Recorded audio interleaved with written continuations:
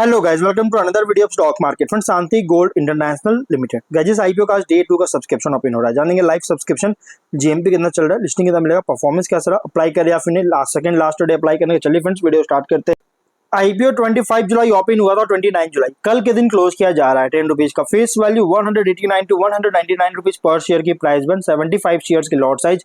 Fresh capital IPO है 360.1 करोड़ का इशू किया गया, 1 करोड़ 81 लाख शेयर्स का। Book build IPO BSE NSE दोनों स्टॉक एक्सचेंज में लिस्टेड किया जा रहा है। अलॉटमेंट डेट 30 जुलाई रखा गया, 31 जुलाई रिफंड रिलीज किया जाएगा, शेयर्स डिमेट अकाउंट में क्रेडिट होगा। 1 जुलाई लिस्टिंग डेट रखा गया, 1 अगस्त लिस्टिंग डेट रखा गया। रिटेल मिनिमम 1 लॉट अप्लाई कर सकते हैं, 75 शेयर्स मिलेंगे, 15,000 पे करना होगा। मैक्सिमम 13 लॉट अप्लाई कर सकते हैं, 1,94,000 रुपीज पे करना होगा। इसलिए अगर देखिए रिटेल में अगर 5 टाइम सब्सक्राइब होता है, चाहे आप एक लॉट अप्लाई करें चाहे 13 लॉट अप्लाई करें, जितना भी अप्लाई करें आपको अलॉटमेंट ओनली 1 लॉट ही किया जाएगा। इससे ज्यादा आपको अलॉटमेंट नहीं होगा। इसलिए रिटेल में अगर आप अप्लाई करना चाहते हो minimum only 1 lot he apply कीजिए। अगर आप करना चाहते हैं तो अपने अकॉर्डिंग कीजिएगा। अब अगर ज्यादा चाहते हैं तो आप स्मॉल एचएनएम कंसीडर कर सकते हो, जो कि आपको मिनिमम 14 लॉट अप्लाई करना होगा। और इसमें भी गाइस अगर 2,09,000 पे करना होगा, मैक्सिमम 67 लॉट अप्लाई कर सकते हैं, 10 लाख पे करना पड़ेगा। अगर इसमें भी 10 टाइम सब्सक्राइब होता है स्मॉल एचएनआई में, तो चाहे आप 14 अप्लाई करें, चाहे 67, चाहे 50, कितना भी अप्लाई कीजिएगा, आपको अलॉटमेंट ओनली 14 लॉट ही किया जाएगा। उससे ज्यादा आपको अलॉटमेंट नहीं होगा। इसलिए ज्यादा लॉट चाहते हैं गाइस तो आपको बिग एचएनआई में कंसिडर करना पड़ेगा, जो कि मिनिमम 68 लॉट अप्लाई करना पड़ेगा और 10,15,000 रुपीज पे करना होगा। और इसमें भी गाइस अगर 15 टाइम सब्सक्राइब होता है ना, तो चाहे आप 68 अप्लाई कीजिए, अपने बजट का अकाउंट जितना भी अप्लाई कीजिएगा, आपको अलॉटमेंट ओनली 68 लॉट ही किया जाएगा। इससे ज्यादा आपको अलॉटमेंट बिल्कुल नहीं होगा। Promoter holding pre issue 100%, post issue 74.9% का ऑफर दिया गया। एंकर इंक्लूड नहीं करें क्योंकि ऑलरेडी एलोकेट हो चुका है। क्यूआईबी है गाइस, अगर देखा जाए तो यहाँ पे देखिए शेयर बताया गया है जो कि 36,19,200 शेयर्स का। बिग एचएनआई की बात करेंगे तो कंपनी में 14.3%, स्मॉल एचएनआई 7.1% और रिटेल में 50% ऑफर दिया गया। इसमें एक्चुअली एंकर इन्वेस्टर ऑफर नहीं दिया गया, जबकि देखिए क्यूआईबी में बहुत ही कम ऑफर दिया गया है। अगर हम बात करें तो यहाँ पे लगभग क्यूआईबी की अगर हम बात करेंगे ना, देखिए एचएनआई में रिटेल में तो 50 है, एचएनआई में 21.7%, मतलब गाइस लगभग 71% सब्सक्राइबर हुआ है। तो ऑफर दिया गया एचएनआई और रिटेल में, और क्यूआईबी में ओनली 29% का ही ऑफर दिया गया। 29% से भी लोअर ऑफर दी गई, ये कंसर्न रेज करने वाली बात है। जबकि क्यूआईबी एंकर इंक्लूड रहता है, लगभग मिनिमम 50% का ऑफर दिया जाता है, बट इस आईपीओ में वैसा कुछ नहीं हुआ है। अब अगर हम सब्सक्रिप्शन की बात करें, क्यूआईबी से ओनली 1% सब्सक्राइब है, 27,000 शेयर्स का 5 लाख का सब्सक्राइब किया गया, और 54 लाख का सब्सक्राइब किया। बिग एचएनआई में 90% सब्सक्राइबर, 16,35,000 शेयर्स का 32 करोड़ का। स्मॉल एचएनआई में 1.5 टाइम सब्सक्राइबर, 13,34,000 शेयर्स का 26.5 करोड़ का। देखिए बिग एचएनआई में अंडर सब्सक्राइब तो है, लेकिन एचएनआई में और स्मॉल एचएनआई में बहुत ही अच्छी ओवर सब्सक्राइब देखने को मिला। रिटेल में भी ओवर सब्सक्राइब है 1.84 टाइम का। 163 लाख में से ऑफर था और 1 करोड़ 16 लाख शेयर्स का बेट किया, 232 करोड़ का। तो गाइस यहाँ पे देखिए रिटेल में अच्छी खासी सब्सक्राइब, लेकिन क्यूआईबी से अगर देखें तो रिटेल में कोई क्यूआईबी में जो है बहुत ही लो सब्सक्राइब है। और क्यूआईबी जो होता है लास्ट डे मतलब डे 3 में अप्लाई करते हैं, डे 1 में सब्सक्राइब नहीं हुआ, विच मींस गाइस इसका ये मतलब कि अभी क्यूआईबी में इसमें अप्लाई करेंगे ही नहीं, बल्कि वो अभी ट्रैक करेंगे कैसा परफॉर्म करा, उसके बाद ये फाइनल डिसीजन डे 3 में लिया जाएगा। आज के दिन भी क्यूआईबी सब्सक्रिप्शन को नहीं देखने के चांसेस बहुत ही कम है। 1% चांस है कि क्यूआईबी सब्सक्राइब करेगी। और टोटल हुआ 1.16 टाइम का, 1 करोड़ 46 लाख शेयर्स का बीट किया, 291 करोड़ का। और अगर हम बात करें फुल्ली सब्सक्राइब देखने को मिल चुका है, जिसमें क्यूआईबी और बहुत क्यूआईबी बिल्कुल सब्सक्राइब जो भी हुआ है स्मॉल एचएनआई और रिटेल में, और बिग एचएनआई में थोड़ी बहुत सब्सक्राइब देखने को मिल रही है।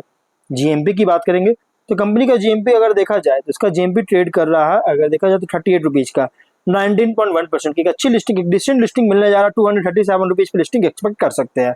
देखिए इसके बिजनेस में मैं ज्यादा कोई बात नहीं कर, मैंने ऑलरेडी वीडियो बना रखा है। 2003 में इनकॉर्पोरेट हुआ था, जो कि गोल्ड ज्वेलरी का मैन्युफैक्चरिंग का बिजनेस करती है। High quality 22 carat CZ casting gold jewellery का मैन्युफैक्चर कर रही है, जो कि डिजाइन और प्रोडक्शन में स्पेशलाइज है। High wide range of high quality intricately designed jewellery का ऑफर करता है, जिसमें include bangles, rings, necklace, sets, और सुटेबल है स्पेशल ओकेजन्स के लिए, वेडिंग्स, फेस्टिव इवेंट्स और डेली वेयर के लिए अलग अलग प्राइस पॉइंट्स पर।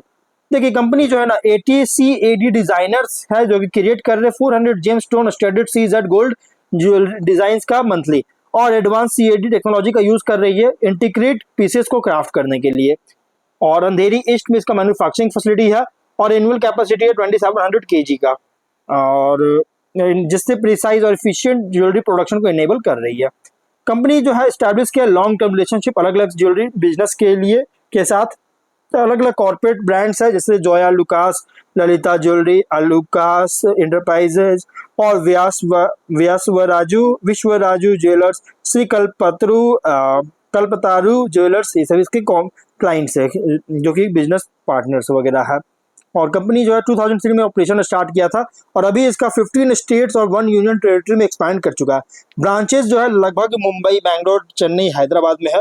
और अगर हम बात करेंगे इस कंपनी के प्रोडक्ट पोर्टफोलियो का तो ऑलरेडी मैंने बताया है। देखिए यहाँ पे ज्वेलरी वगैरह का डिजाइन ज्वेलरी जो सो ऑफर करता है, वैरायटी है इसका, bangles, rings, necklace, complete sets और डिफरेंट प्राइस रेंज और में जो सो कैटर कर रहा है, जिससे ज्वेलरी को स्पेशल ओकेजन्स के लिए प्रोवाइड कर रही है।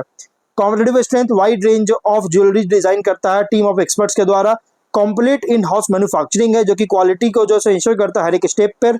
एक्सपीरियंस्ड प्रोमोटर है जो कि एग्जीक्यूशन कैपेबिलिटीज के साथ।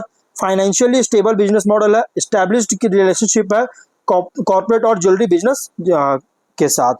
तो कंपनी ओवरऑल अगर देखिए तो गोल्ड ज्वेलरी में मैन्युफैक्चरिंग और सप्लाई कर रहा है B2B सेगमेंट में मॉडल पर। और अगर हम इसके फिनेंशियल की बात करेंगे 25 में 419.8 करोड़ का एसेट्स, 152 करोड़ का नेटवर्थ, डेट है 233 करोड़ का, लेकिन डेट बहुत ज्यादा है।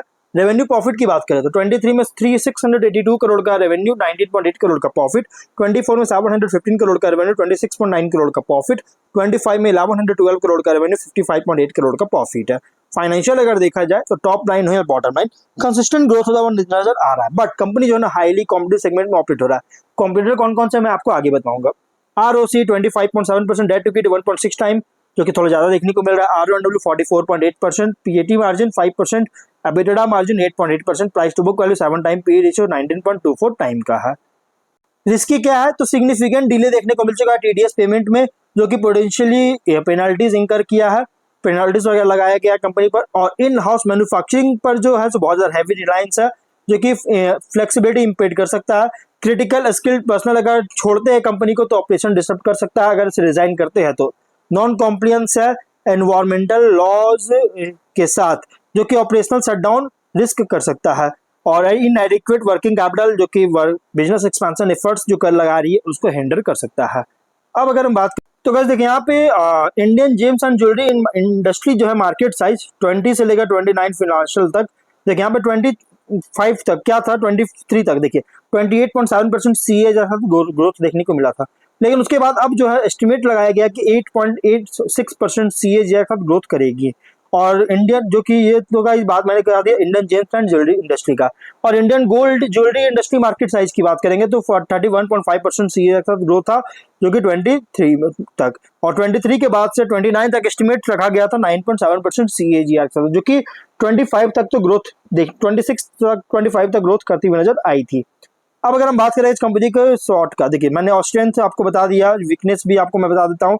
हाई डिपेंडेंसी है रॉ मटेरियल्स पर। इंडिया खास कर रिलाई करता है हेवी रिलाई करता है इंपोर्टेड गोल्ड्स पर और रफ डायमंड्स पर, जो कि मार्केट जो है इंटरनेशनल प्राइस फ्लक्चुएशन को एक्सपोज कर रही है। फ्रैगमेंटेड मार्केट जो है डोमिनेटेड है अनऑर्गेनाइज्ड प्लेयर्स के द्वारा, जो कि सिग्निफिकेंट पोर्शन है मार्केट का अनऑर्गेनाइज्ड। मतलब कि फिलहाल जो है ब्रांड्स तो है ही, लेकिन अनऑर्गेनाइज्ड जो है जो बिना ब्रांड्स के बहुत ज्यादा सिग्निफिकेंट पोर्शन है, जो कि एक क्वालिटी कंट्रोल और स्केलेबिलिटी में चैलेंजेस लीड कर सकती है। फ्रीक्वेंट प्राइस वोलेटिलिटी देखने को मिला गोल्ड और डायमंड्स में, जो कि अभी गोल्ड देखिए तो लगभग आज से 6-7 महीने पहले अराउंड 80K के आसपास जैसे गोल्ड वगैरह था, और अभी 1 लाख क्रॉस कर चुका है गोल्ड का प्राइस। आप देख सकते कितना फ्लक्चुएशन वगैरह देखने को मिल रही है। और इसीलिए गाइस ग्लोबल कमोडिटी प्राइसेस में फ्लक्चुएशन होने के कारण guys cost structure consumer pricing को अफेक्ट कर सकता है।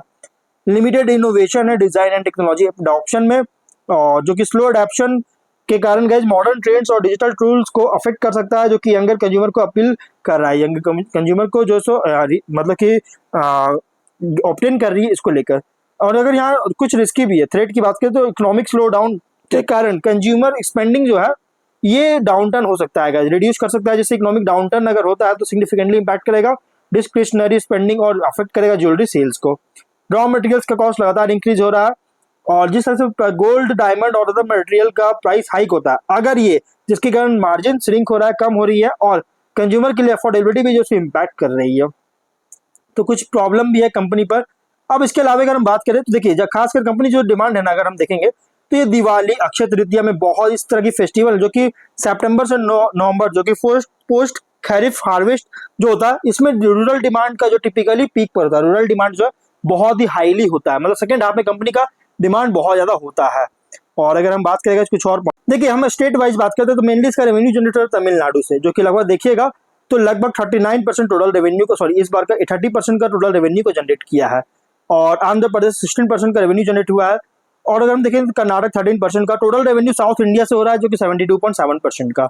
और अगर हम यहाँ पे कंपनी के देखिए कॉम्पिटिटर, यहाँ पे अगर हम बात करेंगे कंपनी का कॉम्पिटिटर, तो गाइस आप देख सकते हैं कंपनी का कॉम्पिटिटर स्काई गोल्ड, खजांची ज्वेलर, उत्सव सीजेड, आरबीजेड, आशापुरी, उदय ज्वेलरी, और अगर हम देखेंगे तो नर्मदा जेम्स एंड ज्वेलरी, ये टाइटन वगैरह सभी इसके कॉम्पिटिटर है गाइस। बहुत बड़े बड़े कंपनी, जो बहुत सारी कंपनी इसके कॉम्पिटिटर है, जो कि इसको एक स्टिफ कॉम्पिटिशन दे रही है। वहीं जीएमपी कंपनी का है 38 रुपीज का, 19% की लिस्टिंग एक्सपेक्ट कर सकते हैं। ऑब्जेक्टिव क्या है, तो कंपनी एक जयपुर फैसिलिटी के प्रपोजल लेकर आई, इसको सेटअप करने के लिए कैपेक्स करना चाहती है, वर्किंग कैपिटल रिक्वायरमेंट लोन है उसका रिपेमेंट करना चाहती है, इसके लिए आईपीओ लेकर आया। तो मेनली कंपनी का प्राइस बैंड बहुत ही हैवी रखा गया है। देखिए अगर आप रिस्की इन्वेस्टर तो आप सेकंड थॉट ले सकते हैं, अगर आप रिस्की नहीं है गाइस, रिस्की इन्वेस्टर ने आप रिस्क नहीं चाहते तो आप इसको इग्नोर कर सकते हैं, लेकिन फाइनल डिसीजन जो भी लीजिएगा अपने रिस्क पर लीजिएगा। ये कोई रिकमेंडेशन वीडियो नहीं है। तो मिलते हैं नेक्स्ट वीडियो में।